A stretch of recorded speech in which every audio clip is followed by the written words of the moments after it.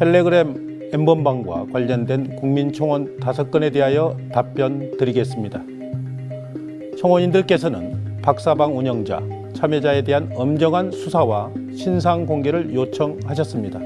다들 경악하셨을 거예요. N번방 사건, 디지털에서 아동 청소년을 대상으로 한 집단 성착취 범죄죠. 근데 사실 이 범죄가 처음 있는 일은 또 아니거든요. 여자친구였던 여성의 영상을 올리겠다면서 협박을 하고요. 지인의 사진을 커뮤니티에 올리기도 하고요.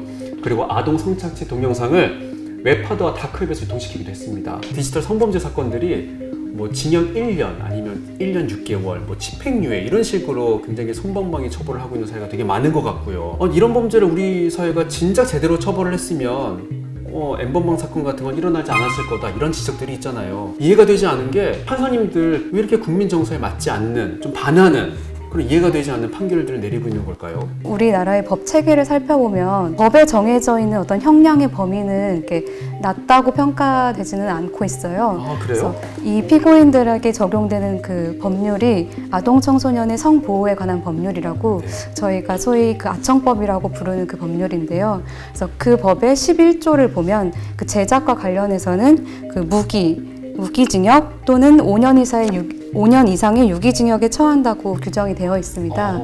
그래서 이거는 이제 사형을 제외하면 그 살인죄와 법정형이 같거든요. 유포는 그보다는 좀 낮은데요. 그 영리 목적으로 유포할 경우에는 이제 징역 10년 이하, 그리고 그냥 유포할 경우에는 징역 7년 이하에 처하도록 이렇게 규정이 되어 있습니다. 정말 우리 사회가 그 정도만 처벌을 했었어도 지금 이 사태까지는 오지 않았던 것 같은데 구체적으로 어떻게 형량을 주고 있죠? 이제 아동 청소년 영상 500개를 확보한 다음에 230여 회에 걸쳐서 돈을 받고 판 경우에 징역 6개월에 집행유예 2년을 선고받았고요. 그리고 다크웹으로 이제 성착취물을 280여 회 업로드한 경우에도 징역 6개월에 집행유예 2년을 선고받은 경우가 있었습니다. 이것도 실형을 산 건 아니네요. 네, 다 집행유예였고요. 그리고 이제 P2P 파일 공유 프로그램으로 아동 영상 8개를 배포하고 컴퓨터에 아동 청소년 사진 2,600여 개를 저장한 사람의 경우에는 벌금 300만 원을 받았습니다. 제작은 소지나 배포보다는 좀 높죠, 형량이. 어때요? 네, 최근에 이제 이슈가 많이 되면서 실형을 선고하는 경우도 있기는 한데요. 근데 저희가 이제 찾은 판결 하나를 소개해드리면 13세 피해자한테 접근해서 영상과 사진을 촬영하게 하고 이제 휴대폰으로 전송받은 혐의를 받은 어떤 그 피고인이 1심에서 징역 2년 6개월을 받았는데 2심에서는 징역 2년 6개월에 집행유예 3년으로 집행유예 선고를 받았습니다. 실형을 받진 않았네요. 네. 법으로는 징역 5년에 무기징역이라면서요. 그런데 왜 실제 판결은 이런 식으로 나오는 거죠? 문제는 이제 법에 정해져 있는 그 어떤 형량의 범위대로 그 판결을 선고하지 않기 때문인데요. 그러니까 그 법에 정해져 있는 그 범위에서 이제 판사가 판결을 할 때 여러 가지 요소들을 감안을 해서 이제 형을 가중하거나 감경을 할 수 있습니다. 그 아동 청소년 음란물을 제작한 혐의로 기소된 피고인의 판결문을 한번 가져와 봤습니다. 네. 법원이 어떤 요인을 감안해서 그 형을 깎아줬는지를 제가 좀 읽어드릴게요. 피고인이 범행을 모두 인정하고 자신의 잘못을 뉘우치며 반성하고 있는 점, 그리고 피고인은 범죄 전력이 전혀 없는 초범인 점, 그리고 음란물에 등장한 피해자들의 신원이 드러나지 않았다는 점을 감안했고요.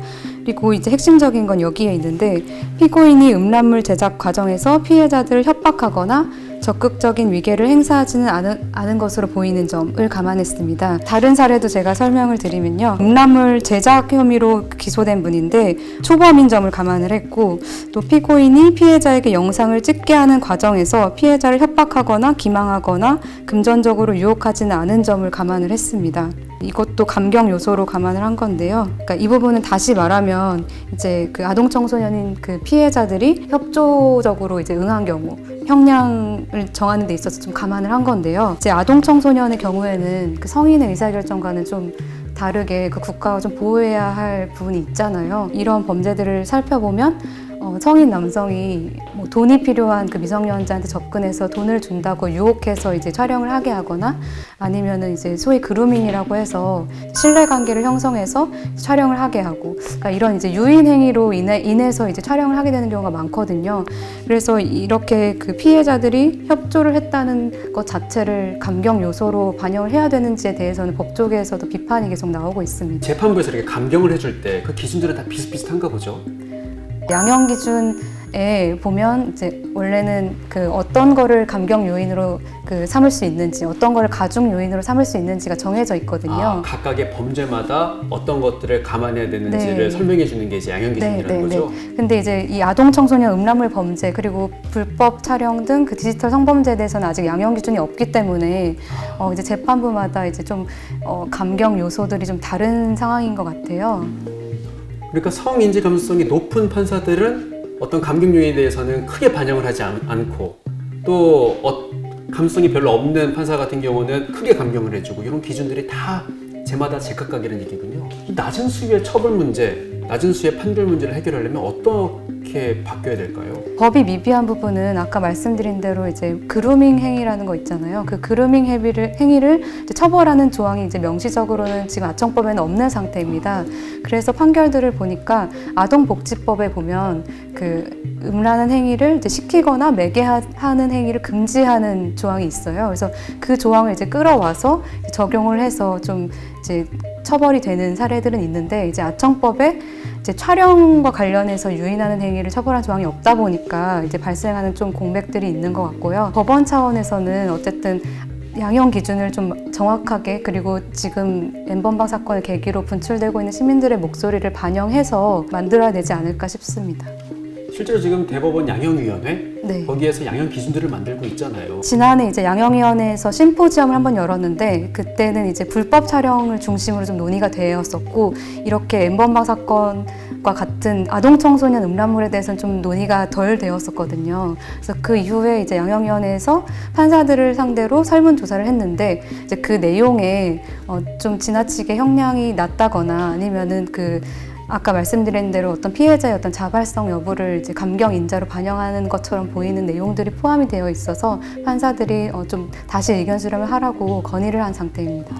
그나마 성인지 감수성이 좀 있는 판사분들이 그런 식으로 문제 제기를 해서 대법원이 양형 기준을 다시 재정비하는 데 좀 도움이 될 것 같네요. 네. 그나마 다행이네요. 그 부분은요. 해당 성범죄 사건들을 맡고 있는 판사들의 성인지 감수성 높이는 일도 되게 중요한 거 아니에요? 네, 매우 중요하고요. 그래서 그 성폭력 전담 재판부 판사들에게 어떤 교육을 하는지가 굉장히 중요한데, 저희 신문의 취재 결과에 따르면 그 성인지 감수성이 부족하다는 그 비판을 받은 오덕식 부장판사가 그 최종범 사건. 네, 그 사건을 담당했던 그 오 부장판사가 성폭력 전담 재판부를 대상으로 한 그 법관 연수의 강의자로 나섰던 것으로 확인이 됐습니다. 법관 연수를 통해서 이제 성폭력 사건을 어떻게 심리하는지 방법도 알려주고 그런 프로그램인데, 이제 사법연수원에서는 이제 서울중앙지방법원의 이제 그 성폭력 그 담당 재판부의 판사가 그